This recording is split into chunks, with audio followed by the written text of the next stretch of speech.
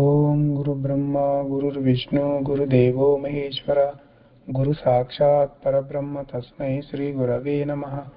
ओम अन्नादो श्री जगन्नाथ मद्गुरु श्री जगद्गुरु ममात्मा सर्वभूतात्मा तस्मै श्री गुरवे नमः।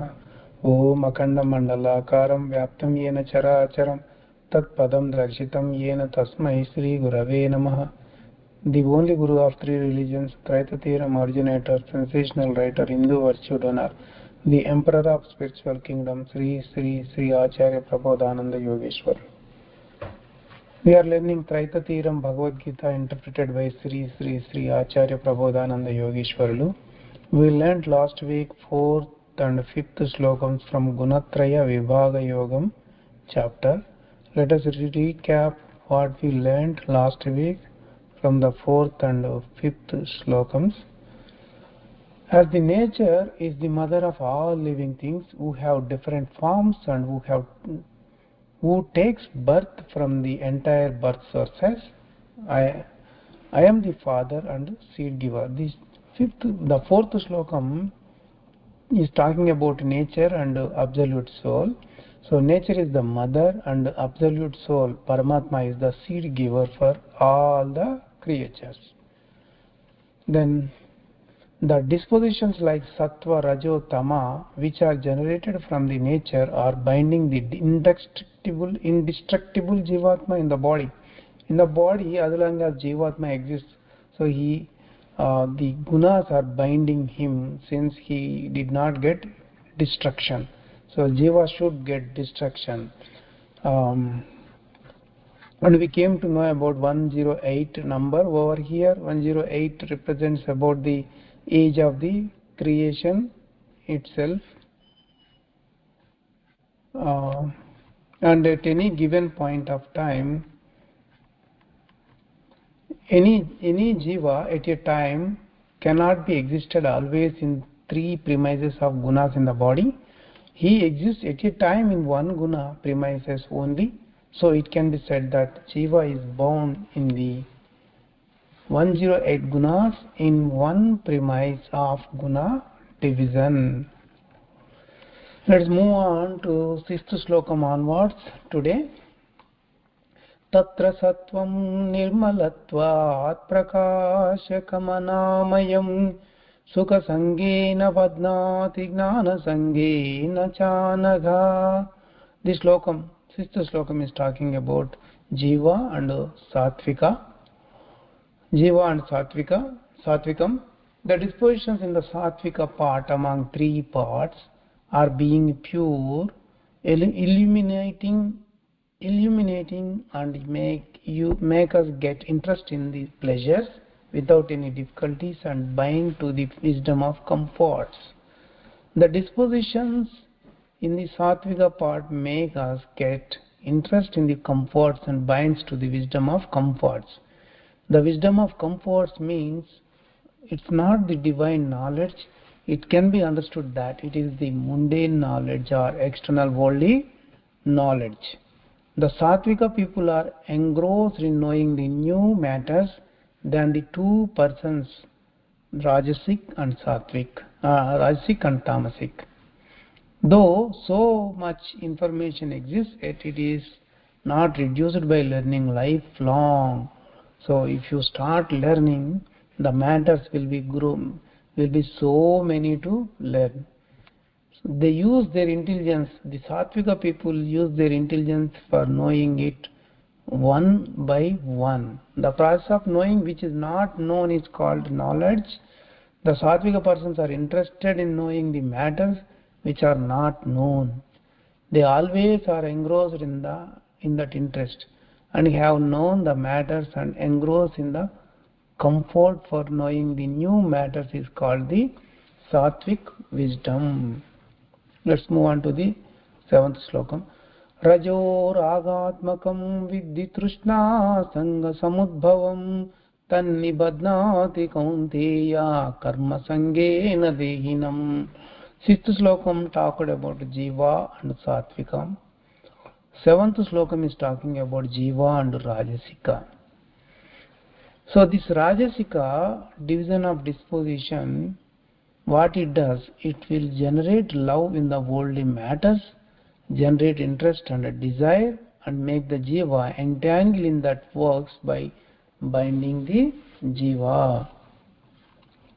Let's move on to each slokam. Tamasattva gnanajam viddhi mohanam sarvadehinam Pramadalasya nidra visannibhadnati bharata. This slokam is talking about jiva and tamasam. The dispositions in the tamasam, what they will do, tamasa, what they will do, they will make jiva get ignorance. Those dispositions make jiva ignorance and longing desire.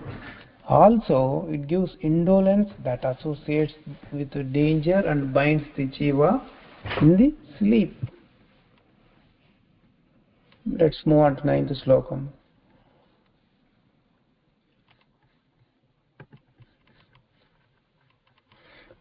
Sattvam sukhe sanjayati rajah karmani bharata gnanam avrutya tu tamah pramade sanjayatyuta. So, this is talking about jiva and 3 divisions of dispositions. Sattvika division of disposition gives interest in the comforts and disposition, interest in the comforts.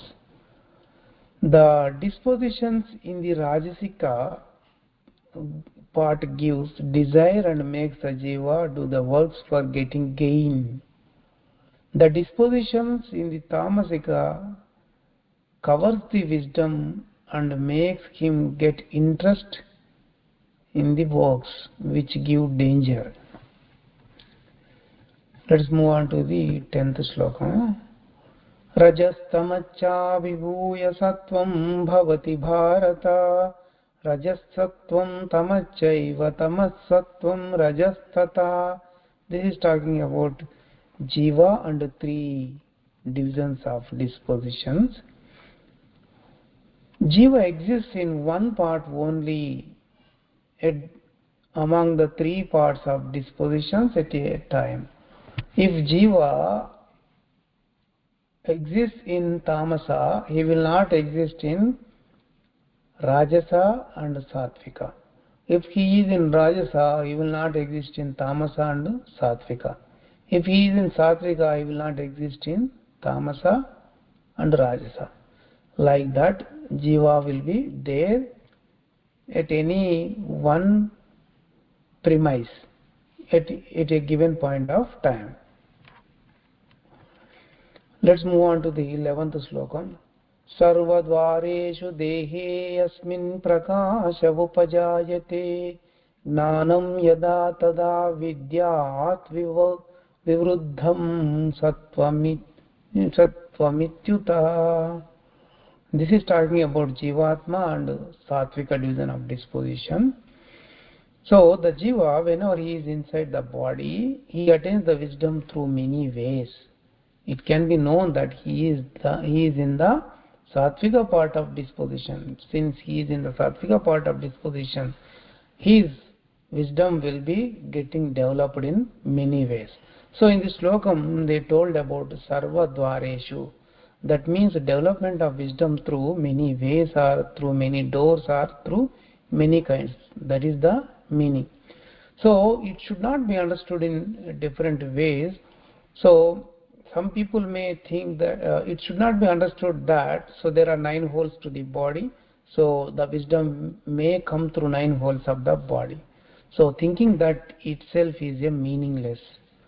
If somebody asks that is the wisdom going to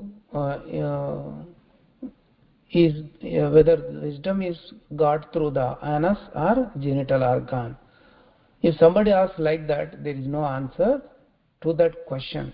So the development of wisdom is in so many ways according to the true meaning of words. When jiva is in sattvika part of disposition, wisdom is revealed and is grown through many ways. That way we need to understand. Let us move on to the 12th slokam. Lobha pravrittirarambha karmana mashamaha spruha rajasyetani jayante vivruddhe bharatarshava. This slokam is talking about Jivatma and Rajasam. It can be known when the narrow mentality, interest in the actions, interest on the gold and money, and the disturbance of mind occurs. Then Jiva is inside the Rajasa disposition. Rajasa is enough disposition.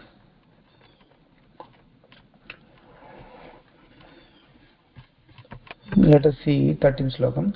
Aprakasho apruvritticha pramado mohayevacha tamasya etani jayante vivruddhe kurunandana. This slokam is talking about Jivatma and Tamasa division of disposition.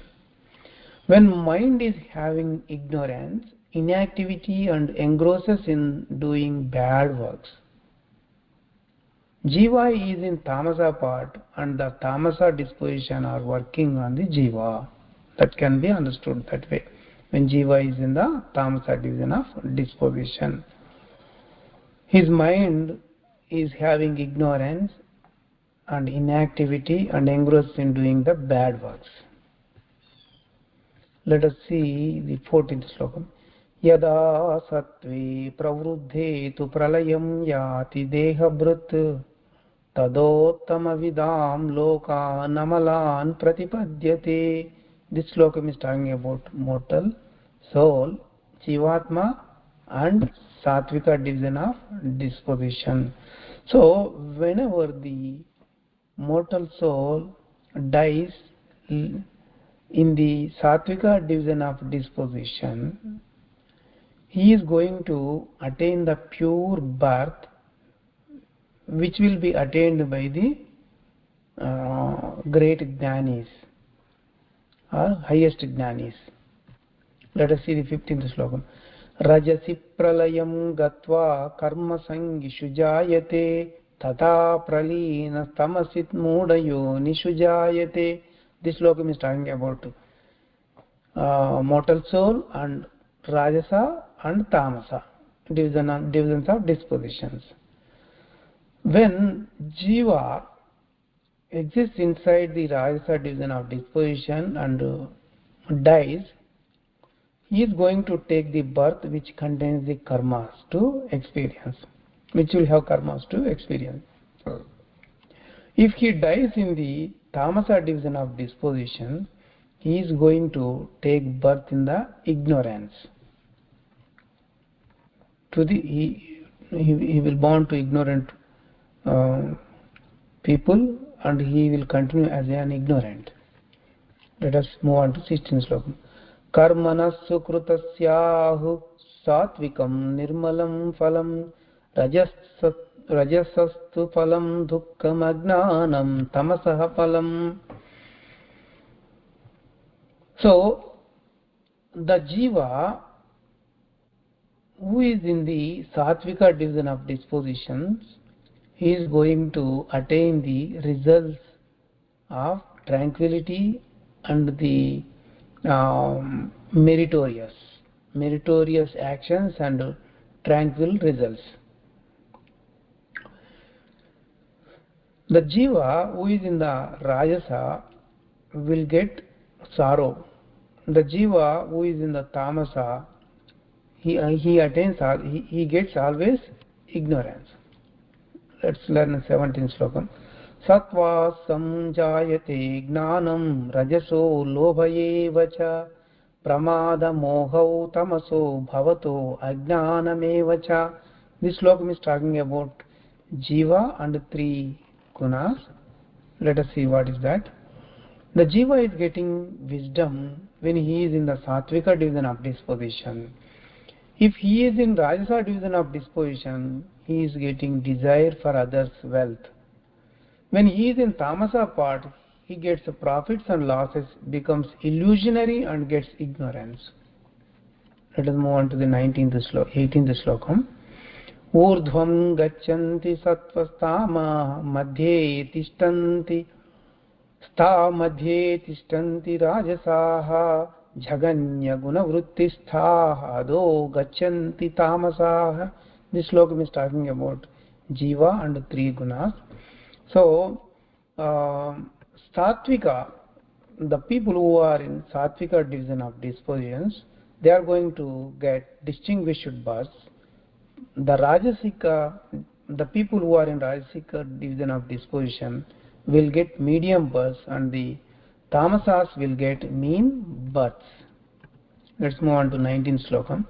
Nanyam gunebhyah kartaram yada drashta anupashyati gunebhyaccha param veti madbhavam so adhigacchati. What is he saying here in 19th slokam? So, one who knows that dispositions are the doers for getting on all the actions, and knows that those dispositions and himself is differently existing, gets his state. His state means the Paramapada, supreme state, absolute. He will merge with absolute soul. So God himself is telling about that. So the jiva might be in any three divisions of dispositions, but he is aware that this kind of information, then he will be attaining the supreme state. Let's end the session over here at 19th slokam. In the next week, we'll continue from the 20th slokam onwards. Let us do Mangala Prarthana and end the session. Om Mangalam Gurudevaya Mahaniya Prabodhatmane Sarvaloka Sharanyaya Sadhu Rupaya Mangalam. Prabodharnam to everyone.